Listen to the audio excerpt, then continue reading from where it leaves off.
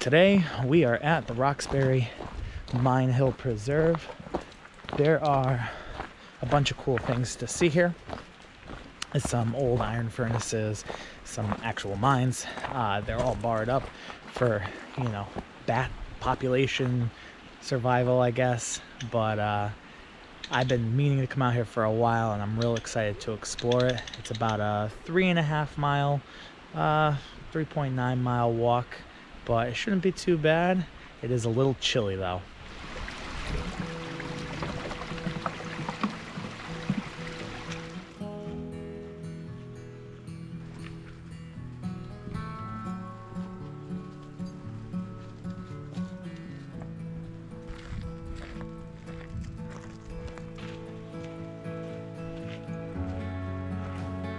So I guess these ovens were here to pre-roast the iron before cooking it and making it into actual steel. But pretty cool. Can actually get into both of them. And then down below is the rest of the stuff for the other parts of the process.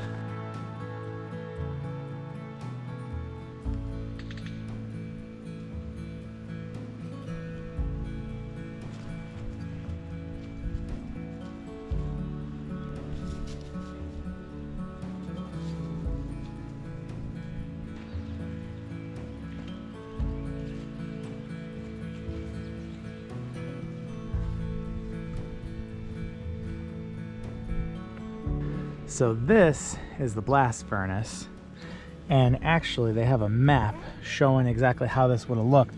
It's very interesting because there are the two furnaces at the top, and you can see there's literally wooden structures the entire way. So this wouldn't have been out in the open. It would have been mostly like a giant factory building, and then there's the blast furnace in the middle.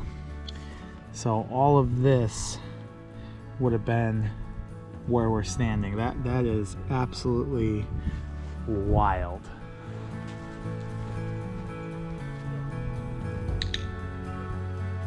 So we're walking around the outside. It's pretty cool. There are these information plaques pretty much everywhere, but incredible stone walls, and they put these wooden posts down that are labeled house, so you can see where the wooden structure would have extended to. And I mean, it covered everything. That's where we started, way up there with the two furnaces, and it just comes all the way down here. This would have been a really huge building for the time. In fact, it looks like there would have been a wooden structure on top of this as some sort of chimney. I don't know that putting wood on top of a giant burning furnace makes sense, but yeah, this is a really cool little spot.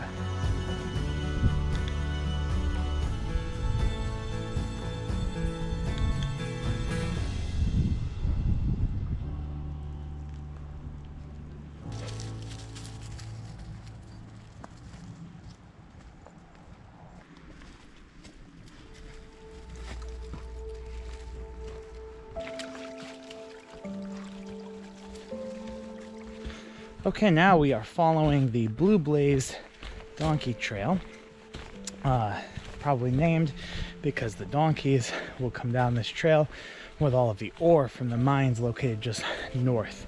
So it's a little bit of a hike, and then we'll be on the lookout for the barred off cave entrances and mine shafts.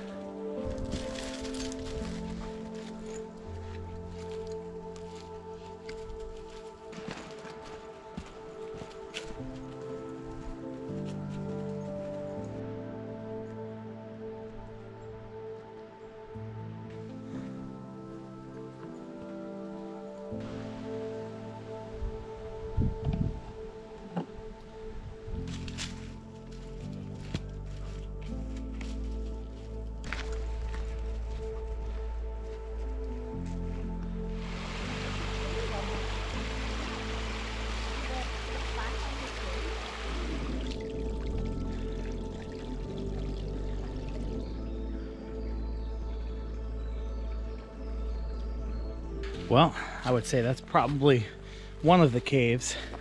It's barred off so that you can't go in because of the bats.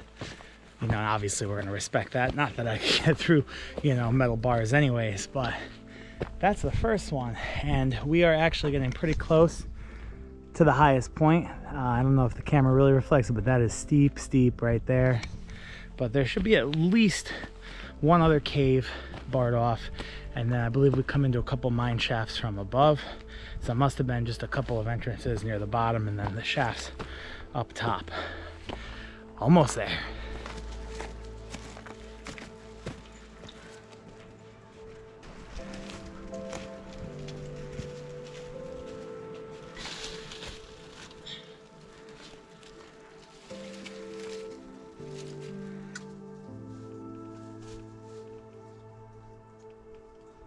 Well, that was the second cave, much shorter than the other one. We're now looking for some mine shafts, but those are like directly down on the ground, so I'm not sure if we're gonna spot them. I saw on the map, I think at least 3 of them, but I'll be happy if we find one, honestly.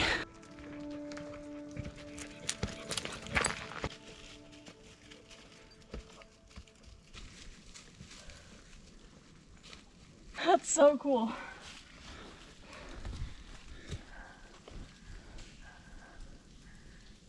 Well, if all the mine shafts are gonna have these big metal cages so you don't fall down them, I think it's gonna be pretty easy to find them. But honestly, that is so deep. Can you see the bottom? I cannot see the bottom of that at all. I'm taking a risk sticking my GoPro in there. Wow, that's wild.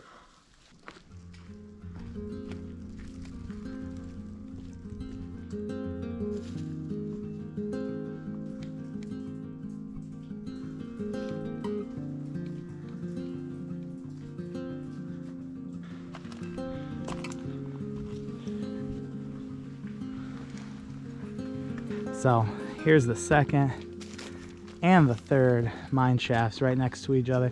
What we noticed was there is something on the second one here that looks like there's a trap door, and I bet you, if anything, out of the 3 of them, this is probably the one they go in.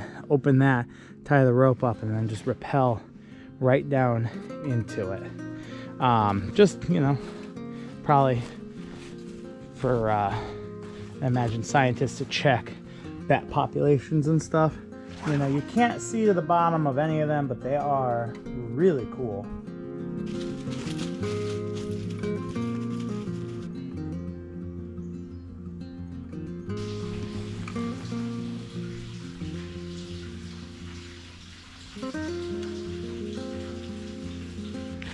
I guess there was a 4th mine shaft. That's cool. That one's really low into the ground, so you don't get like a side view. Hard to see through the grates because they're so tight. But again, it looks like they can go in through the top on that one. The rest of the hike should be pretty easy. It's mostly downhill, and then we're gonna follow along the side of a stream all the way back to the blast furnace.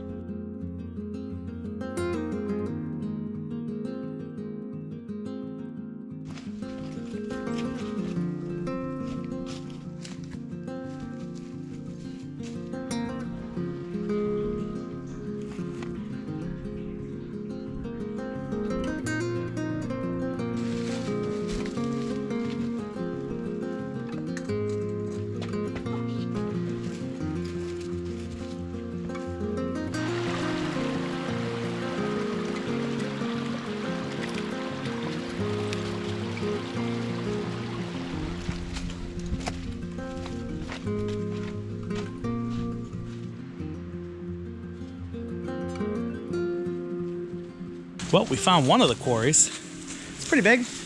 I thought it would be a little bit bigger, but there's supposed to be a second one. I don't know if we passed it or if it's up ahead, but we are looking for it. But this hike has just been absolutely gorgeous. It feels like a fall hike though, because it's cold. I had to wear my jacket. There's like orange leaves everywhere. None of the trees have really had anything grow in yet. And okay, so the quarry keeps going around the side here. It's pretty nice. I think we are almost at the bottom. It was really steep up, really steep down, but we're almost done.